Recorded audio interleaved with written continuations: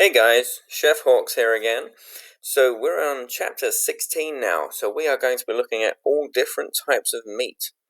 And so to start ourselves off, when we look at meat in the United States, then we are looking for the safety of that meat and the quality of that meat. So we have a special kind of labeling system, which is great for us to be able to have as culinarians because it gives us a lot of information to go on as to what type of meat it is, obviously from which animal, but also what kind of grading of quality it is, and flavor and wholesomeness. So the USDA, the United States Department of Agriculture, has set up some specific inspections that have to happen on all animals that determines wholesomeness. So wholesomeness means, is it safe for us to eat? And so as we're looking through the actual production process from birth all the way through to being slaughtered and broken down into individual parts for us to enjoy, we actually have the safety features that are in place. And also we're looking at the processing to make sure that when we enjoy it, that we get to enjoy the quality of what we're looking for as well. But so you see over on the right hand side, this is the type of stamp that you would see to reassure us that the United States Department of Agriculture has inspected this piece of meat. So not only are we approving for wholesomeness, but we're looking for quality. And we're looking for the overall flavor characteristics and tenderness within there. So this grading process is not something that has to happen with all of our meats, but it's something that does enable the meat production companies to be able to charge more money for a higher quality.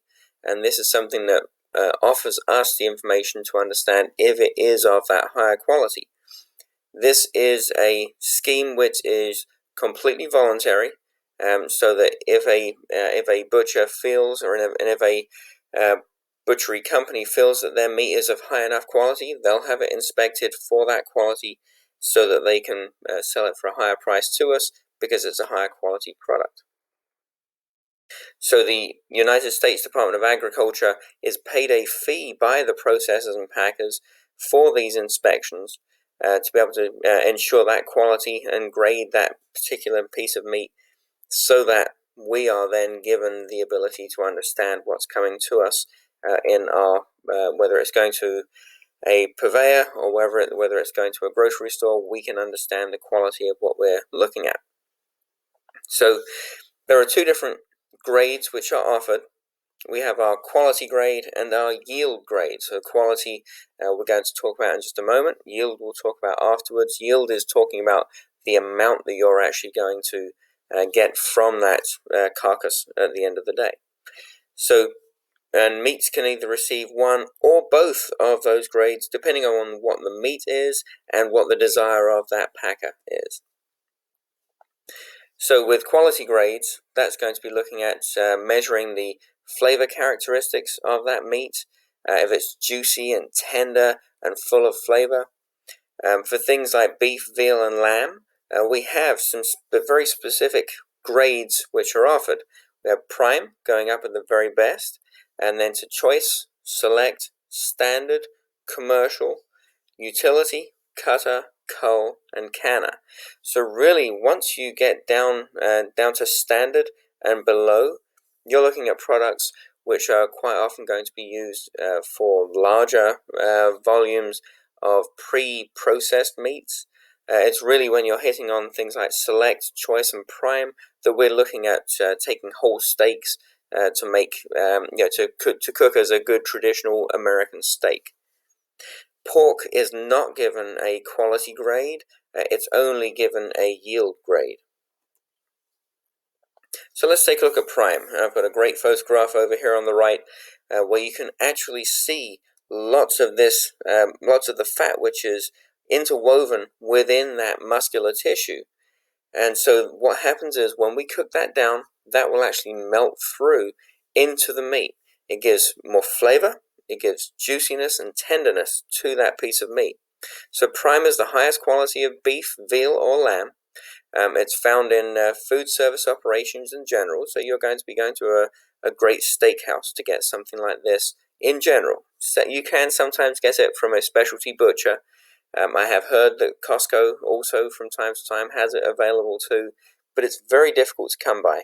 In general, it's only about the top 4% of beef which is given the prime grading. That shows you how excellent that quality is. But you can see what we call, with all of the fat that ribbons through here, we call that marbling, because it literally looks like the type of design that you would have on a piece of marble. And that's so that also has the fat that covers the back right down here as well, which some of that will melt down whilst cooking as well. It renders down into it to give more juiciness, more flavor. So like I said, a very small percentage will meet that kind of grade, but then we have a larger volume that will meet this grade. This is called choice. So we still have some ribboning of fat going through the actual muscle, and so again this will render down. That won't be left as a chewy piece of fat. That will render down as a nice as the ability to give more juiciness and tenderness and moisture and flavor to that steak. So this you can get from food service, and it's widely available for consumers as well. You would just look for that choice grade on the piece of meat as you're purchasing it in the grocery store.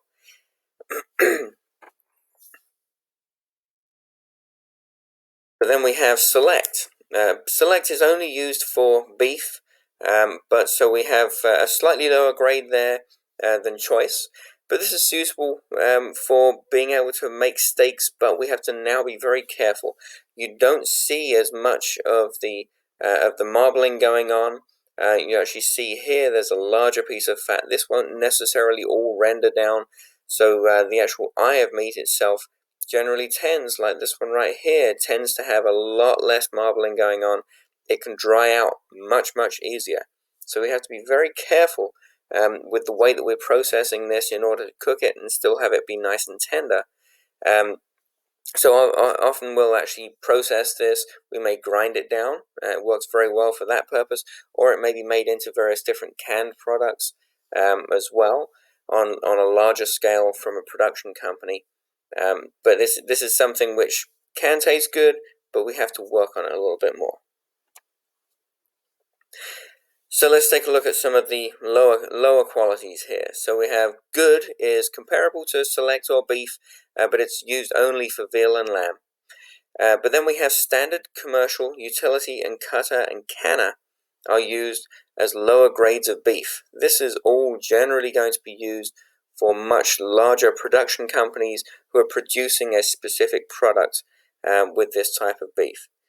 And then we have utility and cull, that's used for lamb. Those are the much lower grades. And then standard and utility are the lower grades that are used for veal. Now I'd like to introduce Pat LaFrieda. He is going to talk more about the grades and give you some great examples on why these grades are given and the specific uses of them. You're also going to see an extra grade on there as well. It's talking about American Wagyu beef, which has incredible marbling going on too. A very difficult thing to do is to find a good retail butcher.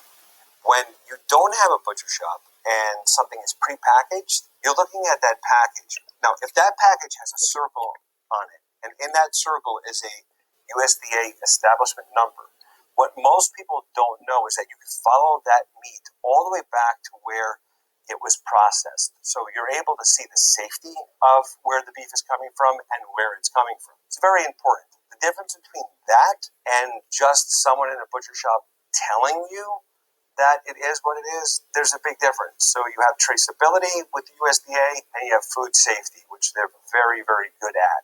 When you don't have a supermarket with the USDA circle on it, and it's the butcher that's cutting the meat, you're looking for someone that you can engage in conversation with. We often say most butchers wear white coats. Look at the coat that the butcher is wearing. Does he have a nice clean coat on and the facility looks like it's sanitized? Very, very important. You're looking for the grading of beef. Within the USDA, there is a grading division. What the grader is looking for are two things. One is intramuscular fat. So that's going to be these flecks of beautiful fat that run through the inside of the muscle. The other aspect is they want to see aging. The development of cartilage to bone is very important. What we're looking for in good beef is anything that's less than 30 months of age. Actually, to be much closer to 24 months or under is the most desirable. As you can see, something that does not have much intramuscular fat has a very, very pretty color. It's a little bit darker red than what's next to it, but a little bit less fat and will be a little bit more chewy. This would be utility grade. A steak like this comes from usually something over 30 months of age, which poses one more risk, which is BSE, which is very rare, but it does exist, and it has only been detected in animals over 30 months of age. Right next to it, this grade is called Select. So it has about 40% more intramuscular fat than utility. In order to even get into the Select range, you have to be within that 30 months of age or less. One step up from that is Choice. Now, this is usually where you're going to have your Black Angus animals. Black Angus as a breed is just very consistent, and the yield is great. The fact that it has a lot of intramuscular fat makes Black Angus very desirable. It's a breed that we really love. When we jump from Select into Choice, which has about 40% more intramuscular fat, we then go to Prime. As a country, this steak, with this amount of marbling and intramuscular fat, which is going to make the steak very tender and very flavorful, this only represents 4% of what the entire country has to offer. Getting your hands on a piece of the 4% is very difficult, and that's why the price on Prime is always very high. To go one step further, a Japanese style beef, Kobe, which the American version is called Wagyu, and it gets very confusing. Wagyu just means Japanese style beef made in America or grown in America. You can see the amount of intramuscular fat here compared to our Prime. It's a big, big difference. There's probably sometimes 40, 50, 60% more intramuscular fat in something that's Wagyu or Kobe. I still believe, and amongst butchers, USDA Prime is the best grade of beef that you can get for an American-style steak. The Japanese version of cooking steak like this would be to slice this really thin and to sear gorgeous pieces like this that have that. So a lot of that fat is going to go out in the cooking process. It's going to leave the cut, and it's going to leave behind something that's very tender, very juicy. To cook an American-style steak, an American-style cut, using Japanese-style beef, it just has so much fat content in it that it's almost uncomfortable. So for that great traditional American-style cut, USDA Prime is the best. If you can't afford that or it's not accessible, Choice would be the next best selection.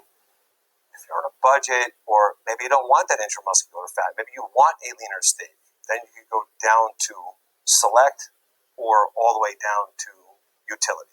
Personally, I stay in the Choice and Prime range, and that's what I feel is of best value and the best beef that America has to offer.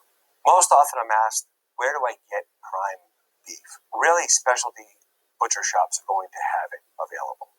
When it comes to large supermarket chains, it's very rare to ever find that.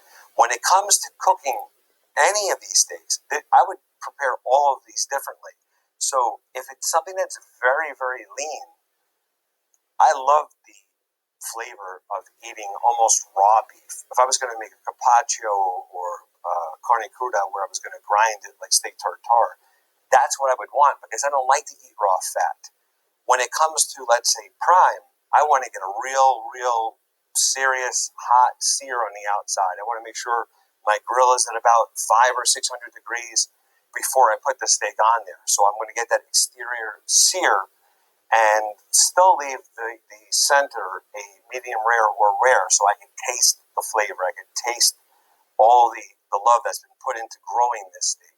And again, when it comes to Wagyu or Kobe, anything like that with this amount of fat, the best way to cook that would be to sear this on both sides. This is going to be some of the most tender beef that you could ever eat. You just can't eat much of it. It's a little heavy, so that's why you often see it as appetizers when it's served correctly. When it comes to beef consumption, there's a lot of negative press about its health concerns. Sure, if you're eating Kobe beef every night, it's a problem. Your everyday steak would be something along the lines of select or choice, because you don't have that intramuscular fat. And what fat is there is really going to cook off, and it's going to leave you with some very lean protein. For me, what I call a Friday night steak or Saturday night steak, a steak that I want to eat after a long week, is the Prime. That's USDA Prime. That's when I'm going to treat myself to a great steak. So if it's not at a supermarket and myself cooking it at home, I'm in a restaurant ordering that. That is my one guilty pleasure that I will take, is to eat my Prime steak. All beef is grass-fed for about 85% of its life. It's the last portion of its life which is very important. Anything of quality is finished on all-natural grain and or corn. There's been a lot of debate as to whether or not that's healthy for the animal or not. I can tell you, if you put corn on one side of a farm's field and you put grass on the other, the grass is not going to get touched. The animals love the corn. It puts that intramuscular fat on. And the carbon footprint, which previously was thought to be much larger on corn finished product, because you have to grow the corn, you have to grow the animal, it winds up that it's the opposite. So in order to get a grass-fed steak to the same weight as something that's corn finished, it has to live that much longer and go well above the 30 months of age. So it's very important to know that steer especially love corn. It's already ground for them so they can digest it, as opposed to something that's grass-fed. You're not going to have much flavor. I've done flavor tests blindfolded with 20 people at a table, and 20 out of 20 will choose something that's corn finished. And I think that's important to say, because as retail shoppers, we see these buzzwords, these marketing terms like grass-fed, as if it's a real positive thing. As of right now, I have not had a grass-fed steak that I would take over something that was corn finished. The corn farmer is usually located right next to the beef grower. So there's a very local, sustainable circle that's created there. Corn growers love to grow corn. Beef growers love to grow beef and finish it off on corn, so that we're getting into the choice and prime realm. The steaks that we love to eat, most people call cows. They're not cows. Cows are older animals that are over 30 months of age and are used for milking. We sell steer. Steer are younger. They are the castrated males. They are grown for this industry, for great steaks. The next time you're telling your friends you're going out to buy beef, you can specify you're going out to get steer. These are the things that I look for, and that's how I select my beef. Now I'd like to show you just a quick portion of this video where they are specifically cooking up some select, choice, and prime steak, so that you can actually see more of an example of enjoying some of that steak and exactly how different it can be. All right, everybody, these are done cooking. As you saw, they went into a cast iron skillet with oil and a hot pan only, salt only used to season. The reason I did that was just to isolate the kind of flavor profile of each steak with no additives. Also, for this, I'm going to just use a standard steak knife, not my chef's knife. I really kind of want to feel if there's any pull through the fibers, any differences, subtle differences in cutting the steak. So these are cooked. They've been resting for 5 minutes. Again, there was nothing else in the pan, no rosemary, no butter. I think those are all great ideas. Again, I just wanted to isolate the steak. So let's cut them open and see how they look. First, let's start with our select. That cut nicely. And it looks like we have a nice medium rare temperature right there. I pulled these off at about 130 degrees, so resting for 5 minutes, right in the wheelhouse where we want to be. This is our choice steak. Right here. Again, very smooth cut right there. Now look at that. Also a pretty good temperature. I was cooking 3 steaks in a pan at once, and this one is a little thicker. Before I cut into this, I want to point out that you may have noticed some kind of crust or caramelization differences. That's called the Maillard effect. It's much different here on the Select than it is on these other two, with the Prime really being the darkest. So that's really interesting to me, candidly. I don't know if it has to do with the cut itself or the fact that this burner we use relative to that cast iron can sometimes create some hot and cold spots. I tried my best to move it around and make sure they were even. But even with that effort, I did notice some slight differences in the crust. So now, over here to the Prime. Let's take a look at that. This was the thickest of our steaks. They've got a little bit more than I wanted on that, but that's okay. We still have some pink in there. Do your best. Forget the rest. Same at home. You just try to get the temperature. It's not always going to come out perfect. Same here. Let's dig in. Again, it cuts very nicely.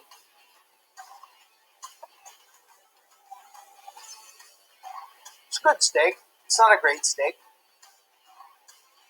Even though it has a nice temperature to it still tastes a little bit dry to me. The good news is I'm not getting a lot of tough, sinewy stuff that's hard to chew. I have bought Select steaks in the past that are like that. I haven't eaten a Select steak in well over a year.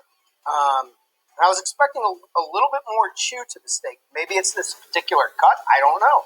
But it's not a bad steak. It's actually a little bit better than I thought it would be. Now, let's move on over to the choice right here.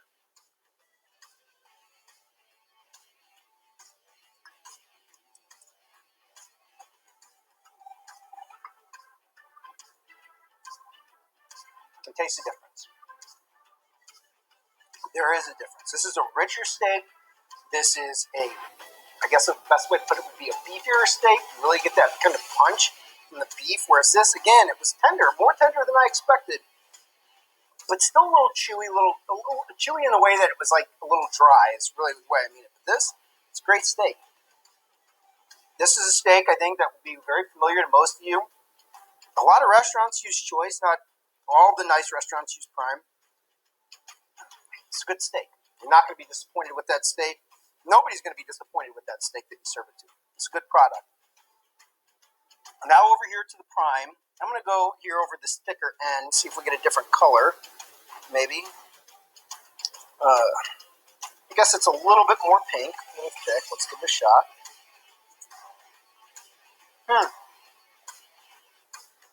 Noticeably more tender than either one of these. That's just right off the bat. You can taste that.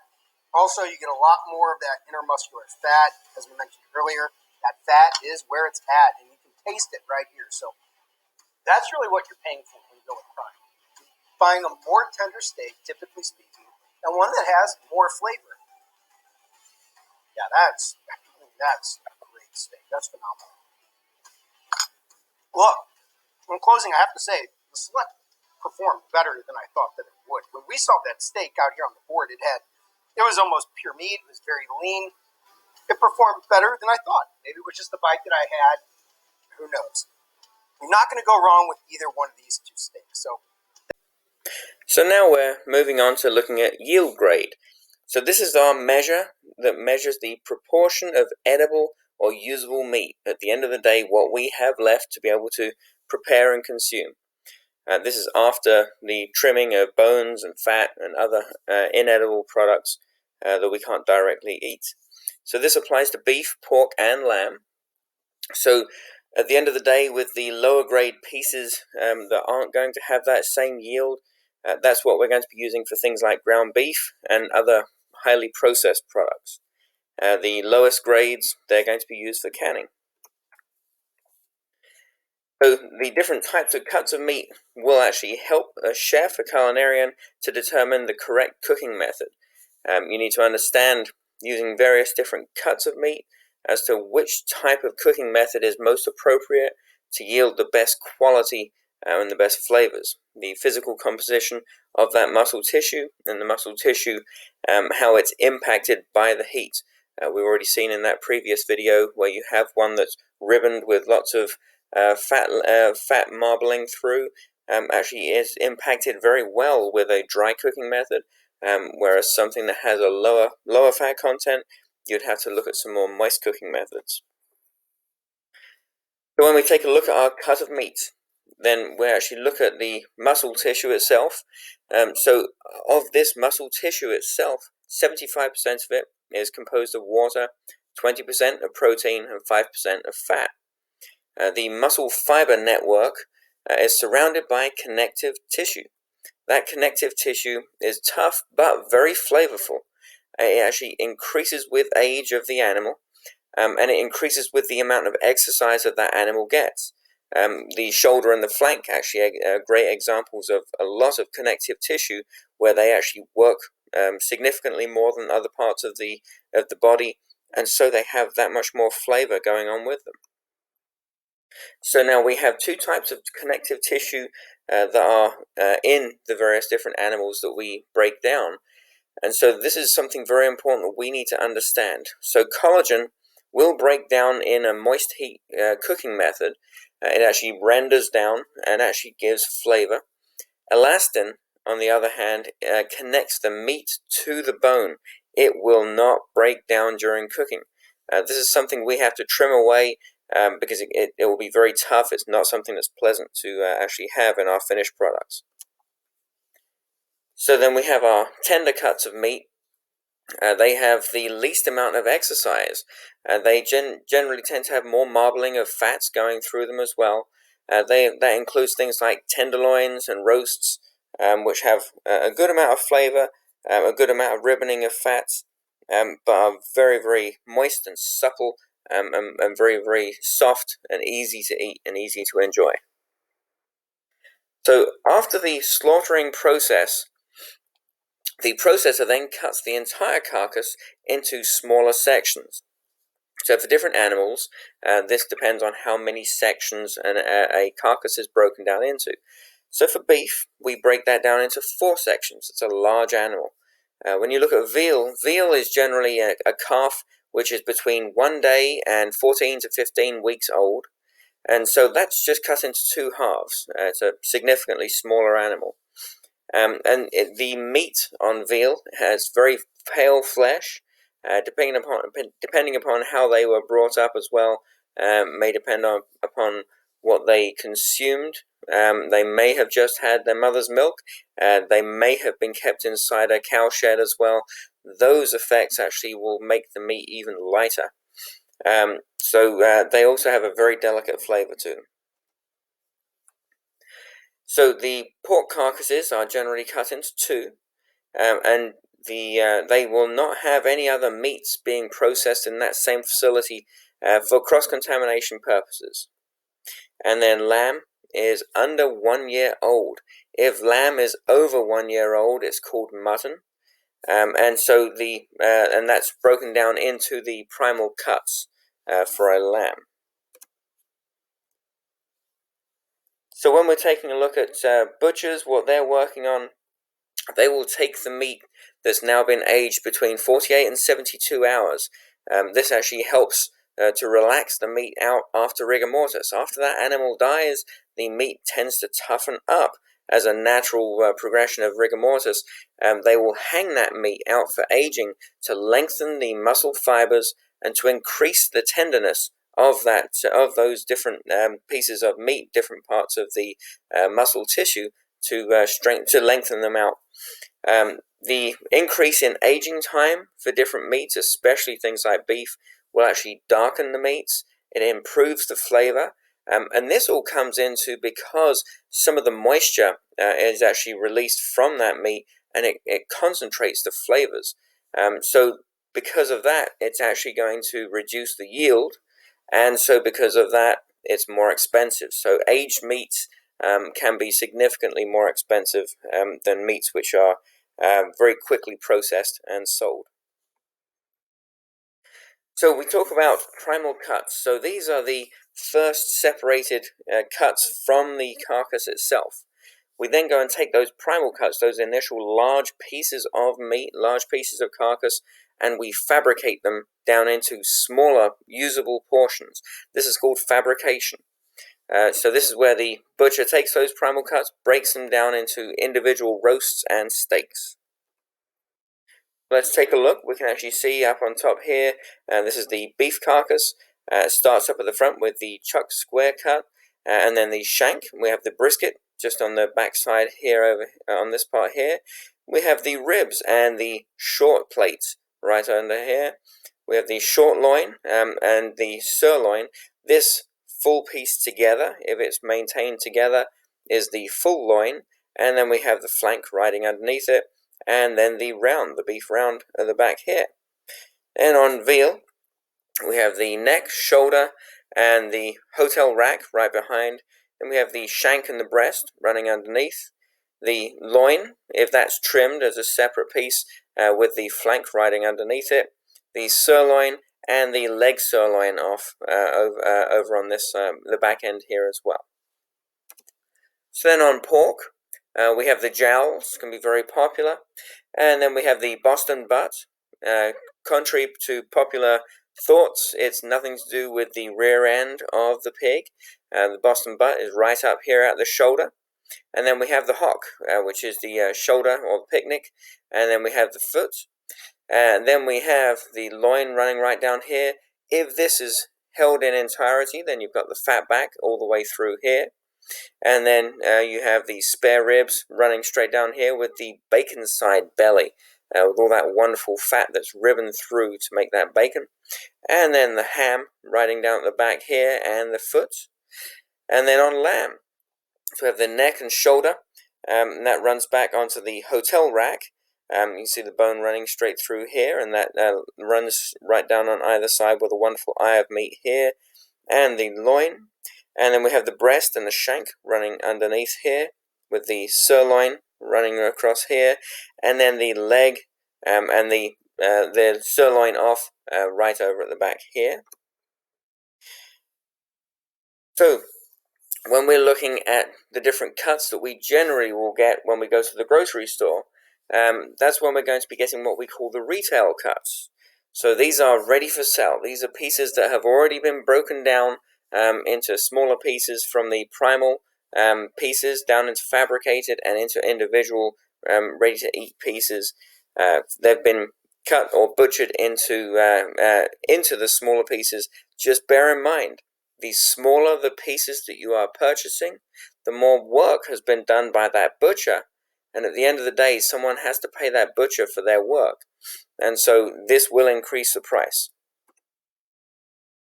So let's take a look at something that's popular for some people with their steaks. So butterflying. So this is where you actually will cut. So say this part around here is the original shape of this steak right here. And you actually make a cut lengthwise, so going straight through or going all the way through and just leaving right over here a hinge in the center here, and then it's opened out like a butterfly. So this makes a thinner steak, a thinner piece right here, but this that's called butterflying. So when we're looking at our entire loin that we have here, so we would be removing the silver skin, which is what you can see happening right here, this very, very thin layer that runs across here. Any of the fat and gristle, you cut that away. And then you'd actually, as you can see right down here, they took one of the pieces and they've butterflied this. They've cut this through and just leaving just this hinge right here so that it can open out and butterfly on either side. So the cuts that we can take from boneless loin or tenderloin, so that can include medallions, which is small round pieces which have been molded possibly by wrapping in cheesecloth to hold their shape.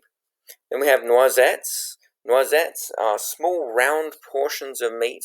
The word noisette actually means nuts in French, but so it's talking about small round portions of meat, boneless, from tender cuts. And then scallops. Scallops is where we're not talking about the shellfish here. We're talking about thin, boneless cuts where we've taken a thin slice maybe of that tenderloin, and then we're lightly pounding it out to thin the actual surface of it. And then we have the MNC, and an MNC is where we're taking strips of that meat and we're using that generally for sauteing. Then we look at some of the innards. We're looking at offal. So this is organ meat. So this is not as popular in the United States, but this is yielded from hogs, from cattle and sheep. It can include things like sweetbreads, which is the thymus or the pancreas. Also includes things like liver, kidney, tripe, which is the muscular stomach lining, and also the heart and brains.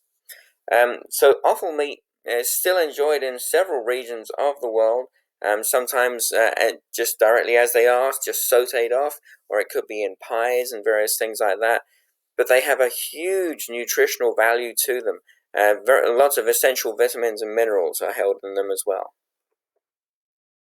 When we're looking at game meat, so game meat is when we have animals that have not been raised domestically. So we might be looking at wild turkey, we might be looking at deer, elk, various things like that, wild boar.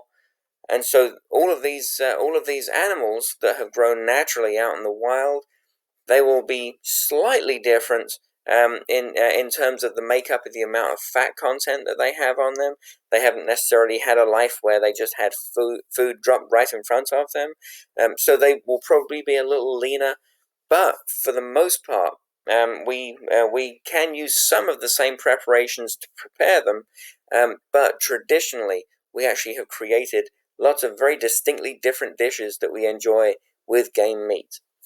And now kosher meats, this is what complies with the Jewish dietary laws. Quite often, in fact, you'll actually have halal and kosher can be created in similar locations where they may actually abide by certain laws between both. I've seen a lot of this in London, actually. But the fact is, in a kosher slaughterhouse, they will have a rabbi that will visit the slaughterhouse and the processing plant to make sure that all of the rules are being abided by as to exactly how the slaughter and the breakdown is occurring, so that all laws are maintained. This is used for beef and veal forequarters and some game as well.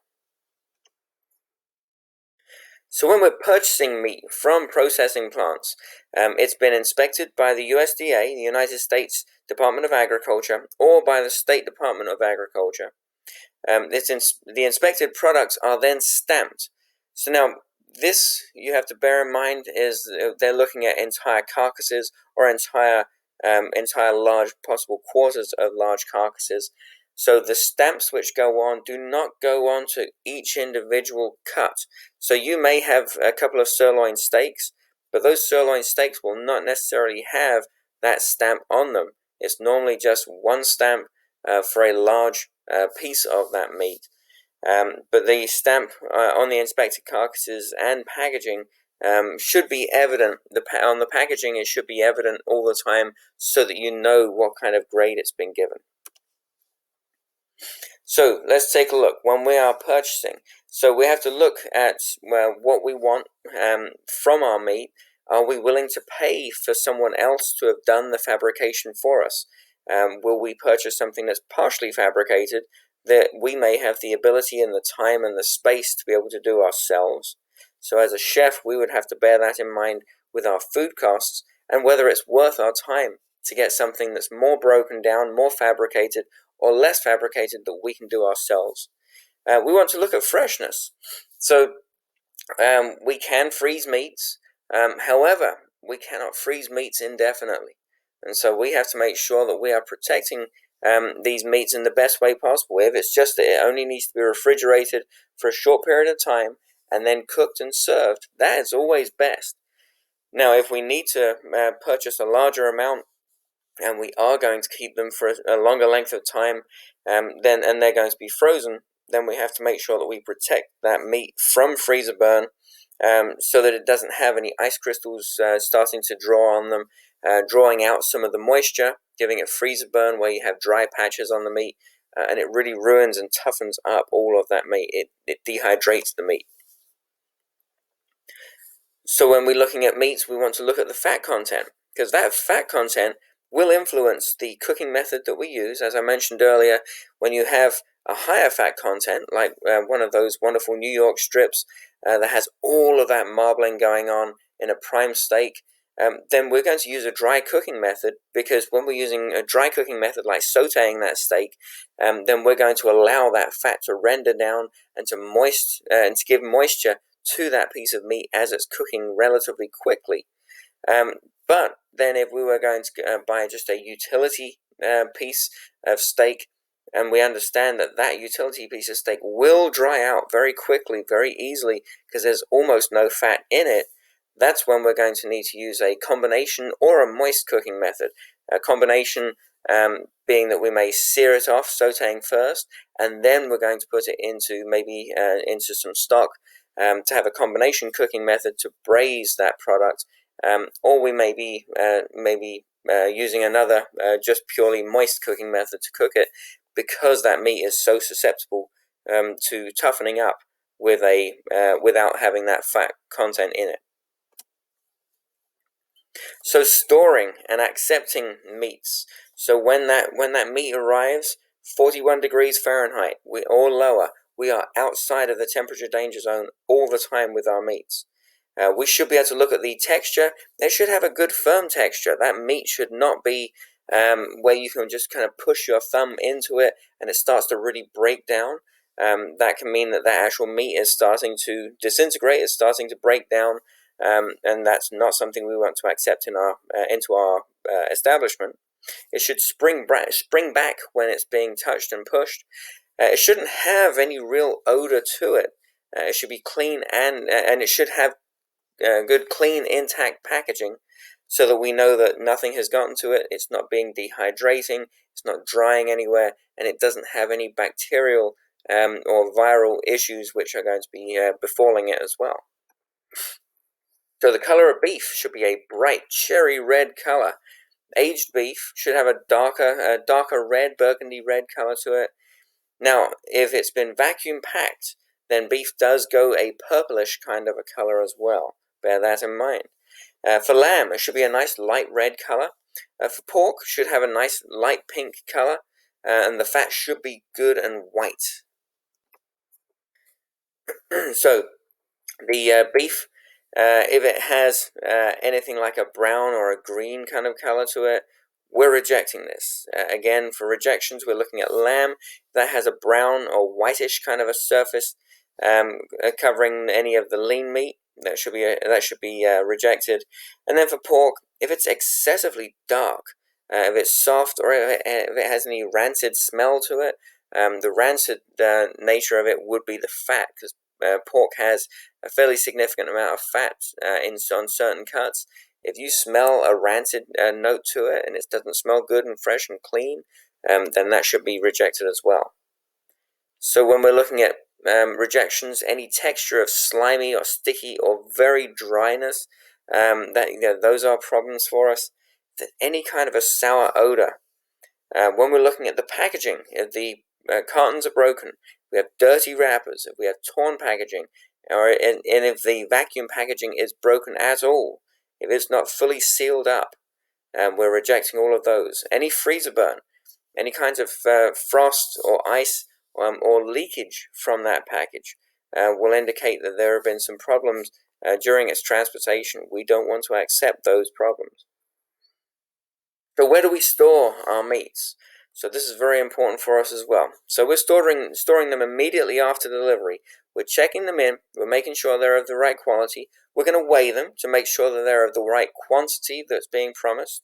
But then it's going to have its own storage unit, and we want to cool it to the lowest, coldest part of our cooler as well. 41 or lower is an absolute must. If meat comes in frozen, it should be solidly frozen. Right around 0 Fahrenheit or below is where it needs to be. All our ready-to-eat foods should be up at the top of the refrigerator, so that any of these raw meats are not dripping down onto them. As you can see, In our image over here, we've got our lettuce up on top.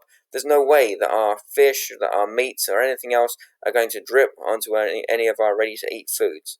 And always follow the FIFO rules. First in, first out. So that means that if we have some new ground beef that's coming in, and we already have this pan of ground beef in the refrigerator, then the new ground beef is going behind. It's going at the back, so that we're going to use the oldest first. First in, first out. And as you can see, all of the packaging here, it's all been nicely wrapped, tightly wrapped, so that nothing will cross-contaminate anything else.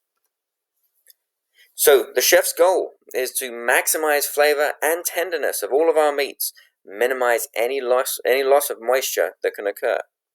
So during the cooking, the collagen will break down into gelatin and water. That increases the tenderness of all of our cuts of meat, and it helps with our loss of moisture as well. So naturally tender cuts, we're going to broil and grill. Things like steaks and chops, as you can see in the image over here. They're perfect for grilling and broiling, a fast, rapid cooking method that's going to sear in and hold in all of the juices and flavor.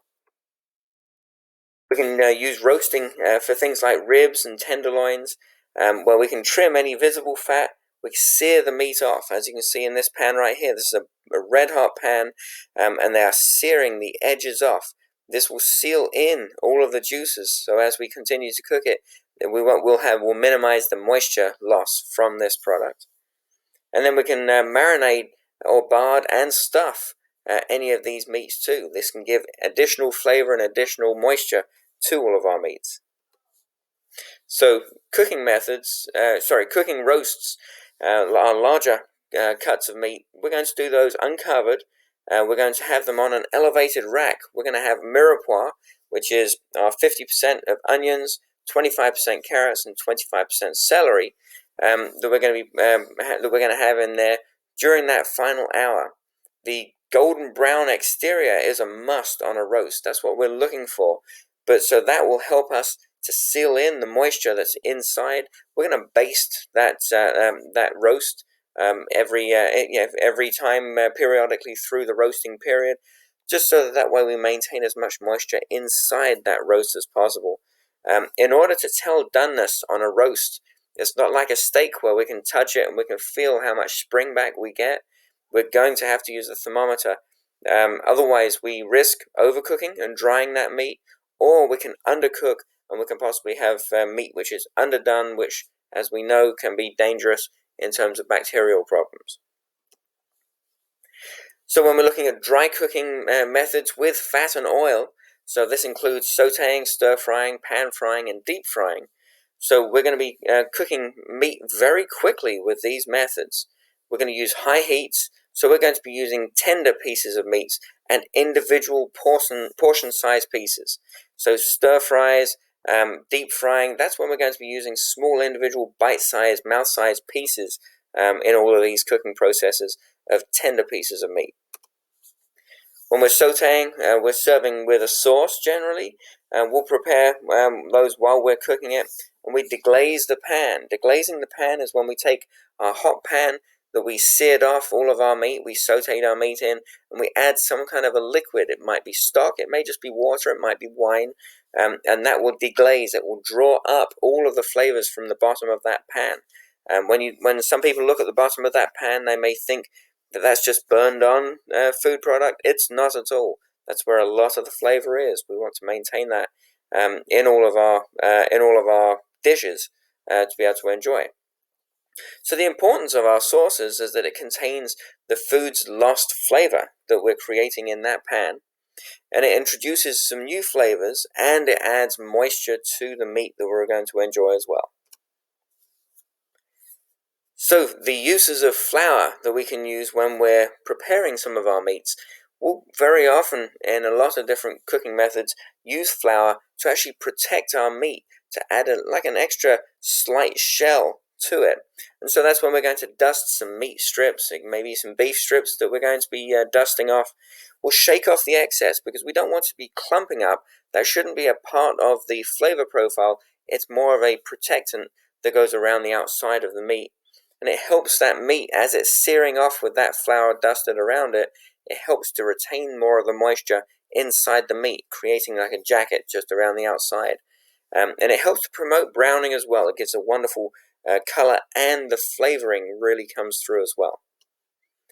So when we're stir frying, we're cutting meat into small pieces, as you can see in the photograph over on the right here, because when we're stir frying, we're using high temperatures. So we're removing fat and gristle and silver skin, that very outer coating that you can get on some cuts. We're going to cook it over a very high heat, use very little fat, but we're moving. The whole idea of stir frying is we're constantly moving that food around in that pan. So when we're poaching, simmering, or boiling with either water, or it may be with some stock or some wine, then what we're doing is we're gently, slowly cooking the meat with some vegetables. It will all be in that one pot. So it could be like a New England boiled dinner, where we have all the meats, the vegetables, and the stock, which will equate to a sauce to go with it, all in one pan together. And when we're braising and stewing meats, as we spoke a little about earlier, so this is a combination cooking method. We are starting with a dry cooking method, where we are searing the meats in hot oil, first of all, and then we're going to slowly cook it after that with a small amount of liquid. Like I said before, it could be with some wine, with some water alone, or it might be with some stock, and we're slow cooking it after that to braise or stew the meat. If we're braising, that means it's a large piece of meat. If we're stewing, those are small bite-sized pieces of meat. As we can see right here, this is stewing, because these are small individual pieces of meat that we're actually cooking off right here. Marinating is incredibly important with some cuts of meat. This is where we'll be taking liquids that we're making up from oil, acids like vinegars, herbs, and spices. It helps to break down some of the collagen that's in the meat. So it allows more flavors to enter into there, but it can actually help to start breaking down that collagen to get rid of any of the chewiness that some of the cuts of meat will have. So when we're doing this, when we're marinating meats, we want to make sure that we're keeping them in the refrigerator, because we must keep that meat outside of the temperature danger zone while we're processing it. We're going to turn it occasionally as well. But having these marinades can really improve the flavor, especially if you're working with a lower quality cut or a lower fat cut that doesn't have that fat and flavor content that you would have otherwise. So dry marinades, this is where we're taking different spice rubs to actually rub onto and hopefully kind of pushing into the meats, depending on your processing, to actually take some dry herbs, spices, and salt. And we're rubbing those all over the exterior. You may have some tools where you can mechanically push some of this down into the meat as well. But it can give a nice attractive look as it starts to cook off, and it can give amazing flavors and aromas to that meat as well. So then we have some mechanical tenderizing. So this is where we're pulverizing. As you can see over in the image over here, we have a nice scallop of meat. This may be a piece of veal over here, and we have our mallet right over here as well. We're covering this over with cling wrap. This helps to actually hold it all into one piece, and for it so it doesn't get too damaged where it breaks up into individual pieces. But also it helps to keep the mallet relatively clean, so you can do large amounts of processing with these meats too. But you put it between two pieces of plastic wrap or wax paper, and we're actually banging that down to a good even thickness. As you can see, if you look at these pieces of meat, this side over here is much thicker appearing than it might be over on this side here. This way you have a good even thickness of that scallop as you're about to cook it. So then another method that we can use to mechanically tenderize is scoring. So this is where we're literally making cuts through the actual tissue to actually cut through the fibers of the meat, and that can allow for more even cooking too. As you can see over on this side here, it's a much thinner piece of meat, whereas right here it's much thicker. So obviously the meat right over here is going to take significantly longer to cook. By adding these score lines into here, this will allow the heat to penetrate much quicker on the wider parts of the meat. Another method of mechanical tenderizing is grinding. So if you're looking to have something like burgers, then this is a perfect example of exactly what we would do. A great method that we can actually use here is if you're making burgers with a relatively low-fat piece of meat, you can actually physically add more meat from another part of the carcass to this to actually inject more fat content to this to get exactly the kind of blend that you're looking for. Most of the time, really great burgers will use multiple different cuts of meat to get flavor and to get fat content, and to get a good body to that burger as well. So we can run this meat through the grinder, and we can form it into the specific shaped product that we want after that. Could be the burgers, could be meatballs. And then we have chemical tenderizing.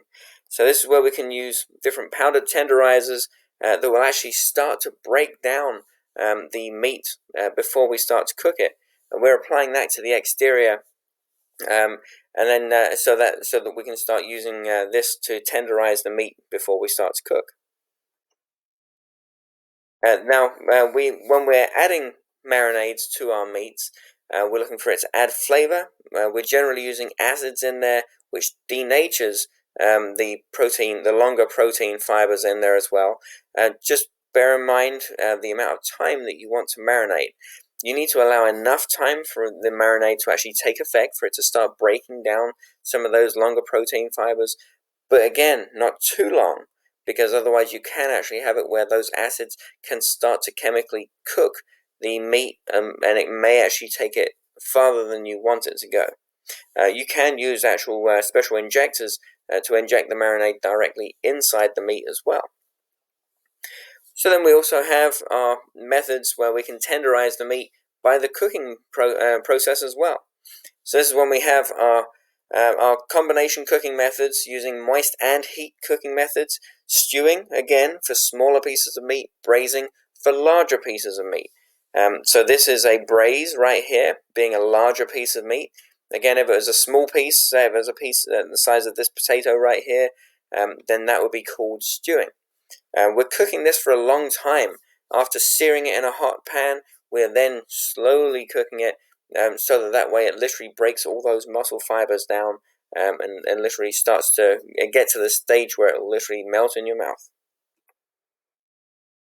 So barding, this is when it comes into adding a layer of fat around the outside of the meat. Bacon is a perfect example, or using pork fatback as perfect examples of how we can make this work.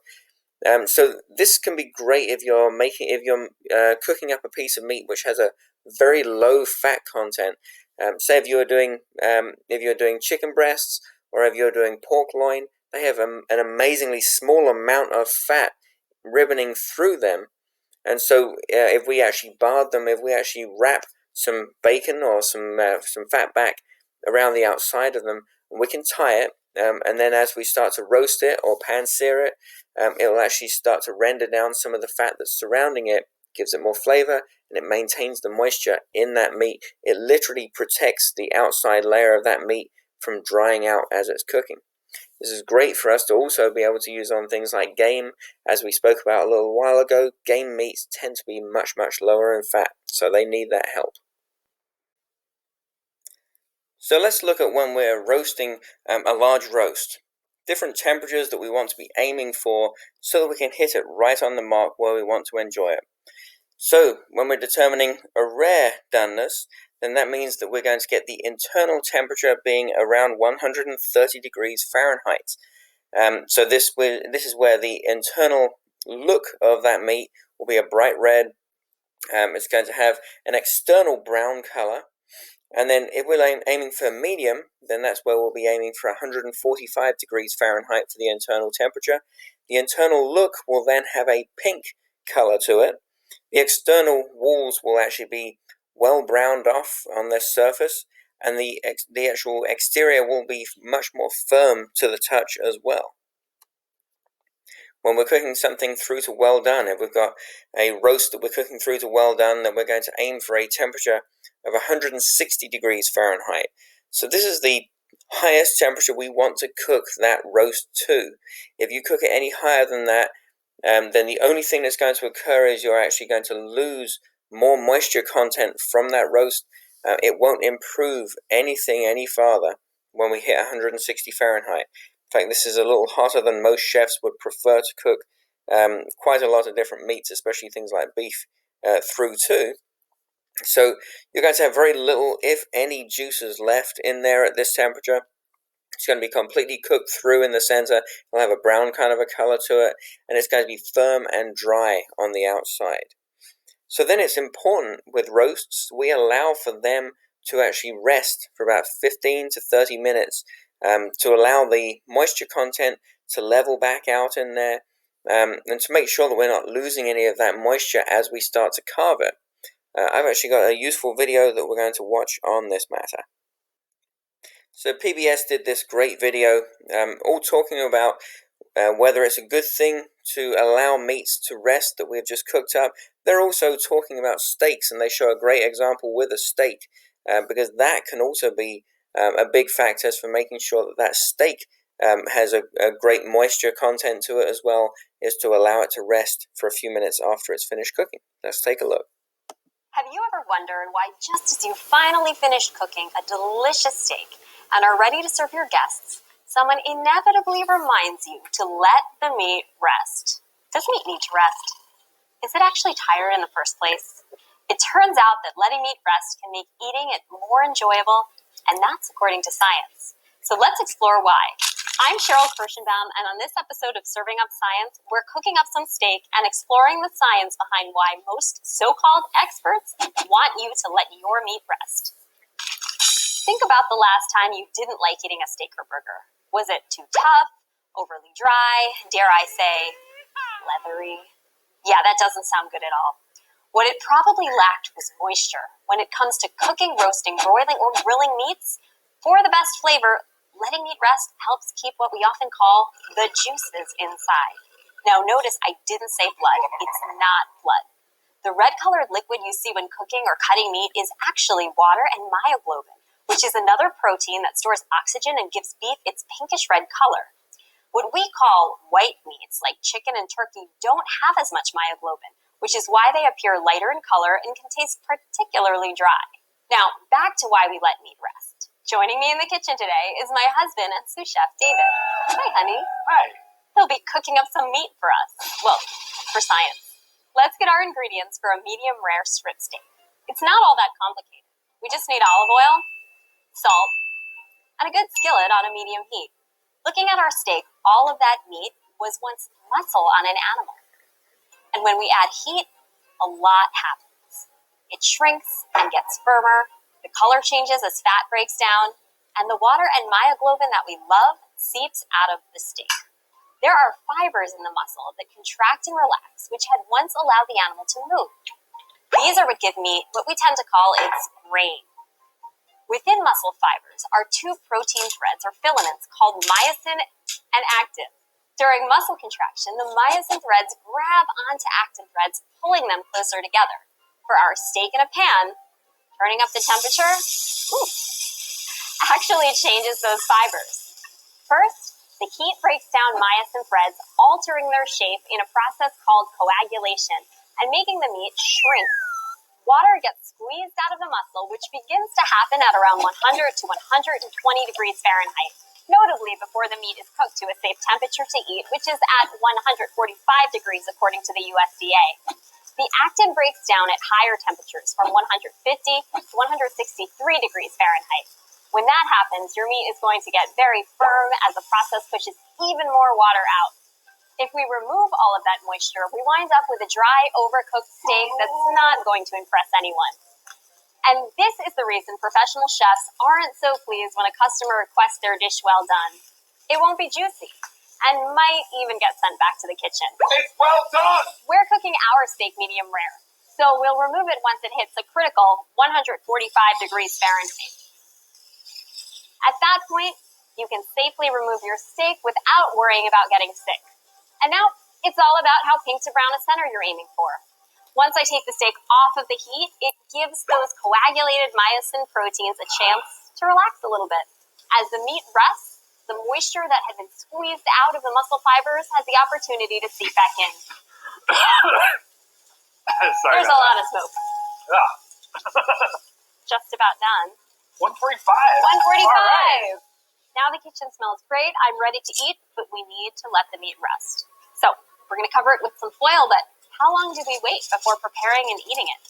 Let's start the clock. Recommended resting times may vary and will depend on the thickness of the cut and cooking methods used. Thin steaks or chops should rest 5 to 10 minutes, while thicker cuts can sit 12 to 30 minutes. Whole turkeys or large roasts are best left resting 40 minutes before carving. So how you spend that time is up to you. I did it when I was a kid. You can do it. What am I supposed to do? Over. With this. Grab that. Okay. Down. Yeah, perfect. That looks right. That look. I don't know. Is that your card? No. This one? Still no. Hold. Okay. There. Look. Look at you. Oh wait, that's not really a move. Time to wake you up.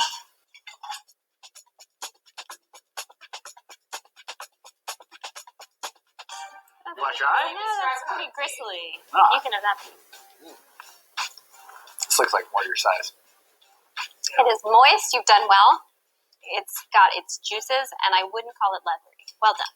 But not well done, but well done. So some really important things for us to bear in mind. We have to make sure that if we are serving steaks or if we're serving any roasts that are requested to be rare or medium rare, that means we will not reach our minimum internal temperature that will definitely get rid of any bacteria. Remember, we have to be hitting a minimum of 135 to be outside of the temperature danger zone, and depending upon what type of meat it is, it may need to go higher than that to be cooked through, or to be considered to be cooked through. So we have to make sure that if we're not going to be cooking our foods all the way through, then we are advising our customers and our guests about the dangers of that. So we're going to be putting that into our menus. We're going to be putting it onto brochures, table tents, any kind of signs that we might need to have.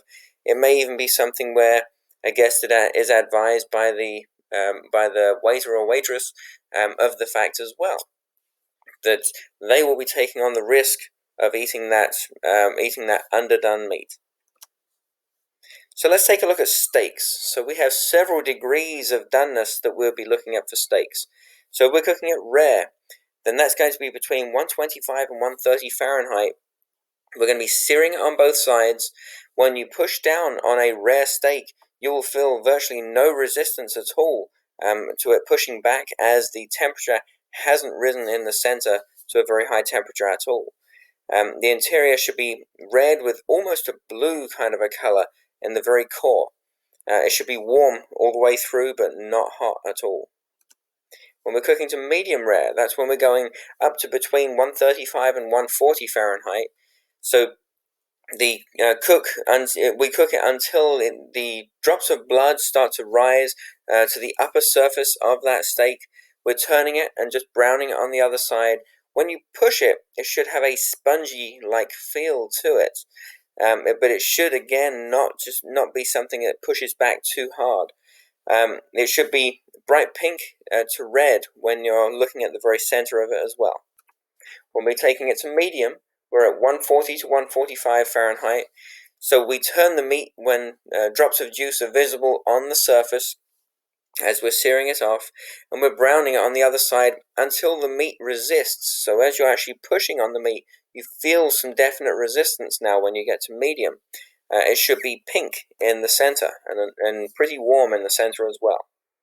So then we're going all the way through to well done. So that's between 150 and 160 Fahrenheit.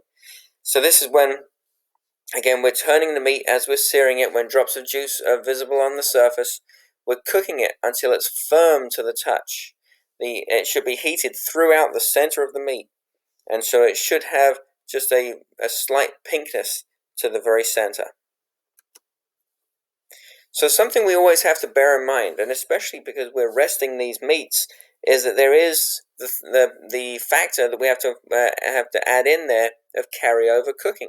We've talked about carryover cooking before, but carryover cooking is when you pull a piece of meat out of the oven or off the skillet, and with the actual temperature which is already in there and the heat energy that's already in there, that will continue to cook that piece of meat for a period of time afterwards. So when you have something like a large beef roast, then that could be fairly significant, where when you take that piece of meat out of the oven, it may continue to cook for another 30 to 45 minutes after it's come out of the oven, as that core will be retaining a significant amount of heat, which won't be rushing out immediately at all. So we should always use a thermometer so that we can be gauging exactly where we want that core to be, so that we are actually exact. Because when someone orders a medium rare steak, we must make sure that we factor in the fact that it will continue to cook afterwards. We want to always be exact, because customers will send back meat which has been overcooked, and for that matter, meat that's been undercooked too. So let's look at some specific cuts of different types of meats and what the best kind of cooking methods are that we can use. So when we're looking at beef, so we're looking at some of these great steaks that we've talked about, we're using a dry heat cooking method. So broiling and grilling are best with this. When we're looking at rib roasts, we want a dry heat to be able to roast that type of meat, to seal in all of the juices. When we're cooking short ribs, that's a combination cooking method. We're going to braise short ribs, where we're searing them off first and then putting them into a liquid to slowly and gently braise after that. If we're taking something like a top round, then we're going to use a dry heat to roast, or possibly a combination method. It's a large piece of meat, and in order to make sure that it maintains its moisture, depending upon what kind of cooking method you want to use, combination cooking methods can be a good way of maintaining it, especially if you're cooking it all the way through. And then brisket. Brisket should be using a moist heat. That's where we should be simmering a brisket, so that it slowly cooks. It'll cook all the way through, and then it just breaks apart. Let's take a look at veal. So if we look at the foreshank, we're really wanting to use a combination method to slowly cook that through. A hotel rack, we're using dry heat because that's a very tender piece of meat. We want to actually very quickly either grill, broil, or roast that meat to the right temperature we want it to be. A loin chop, we want to use a dry heat. This is something which has very little fat, so we're going to want to make sure that we're doing it quickly, so that we can finish it quickly, so that we don't dry it out too much. So grilling or broiling, or you can use a dry heat with fat or oil, like sautéing. And then the hind shank, we want to use a moist heat, either simmering or a combination braise, so that we're slow cooking this to help to break down the sinews in that meat. And then we have tenderloin. So with this, again, that's a very tender piece of meat. We want to use a dry heat cooking method, grilling, broiling, roasting, to quickly be able to cook that off to maintain the moisture. It can lose the moisture level in there very, very easily. And then we're looking at lamb. So with lamb, if we take the lamb rack, we want to use a dry heat method, grilling, broiling, and roasting. We want to cook that possibly with some oil if we want to saute it. But again, it's susceptible to losing its moisture level, so we don't want to overcook that. Loin chops, we're going to use a dry heat for this, grilling or broiling, and possibly using some oil in there to saute it, to cook it to the temperature we want it to be. If we're doing a leg of lamb, we'd generally use a dry heat method, possibly roasting, possibly grilling or broiling, depending on how big of a piece of the leg of lamb that we're doing. If it's going to be the full leg of lamb, probably roasting. And then if we're doing the breast of the lamb, then we're going to be doing a combination method. We're braising that all the way through, so we're slow cooking for the breast of the lamb.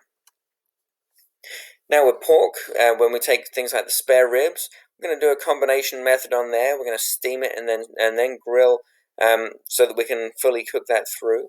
The pork loin has a real susceptibility to drying out, so we're going to want to use a dry heat, probably a roast, or a combination if we want to braise it, but we have to be very careful not to dry that out. And then pork tenderloin, again, same. That's where we're going to use a dry heat to either broil, grill, or roast. or dry heat with fat or oil to saute that. And then the pork loin chop, we'll use dry heat as well, so we can control the temperature that we're cooking this through to broiling and grilling, or possibly a combination if you want to braise it all the way through. And then French ham, we're using a dry heat on there. We're going to roast that up all the way through.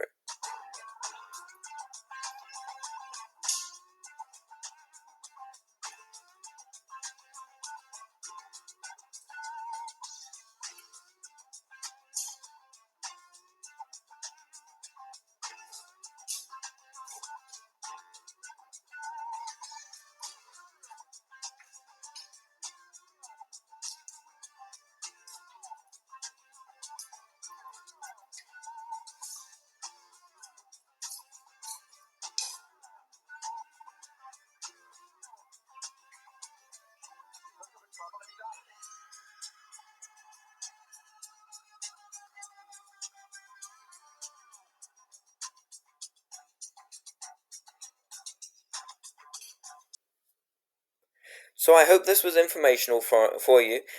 We covered a lot of ground on a lot of different types of meats, and a lots of different methods that we store them, we prepare them and we cook them, and then maintain them after that to serve in the best possible way.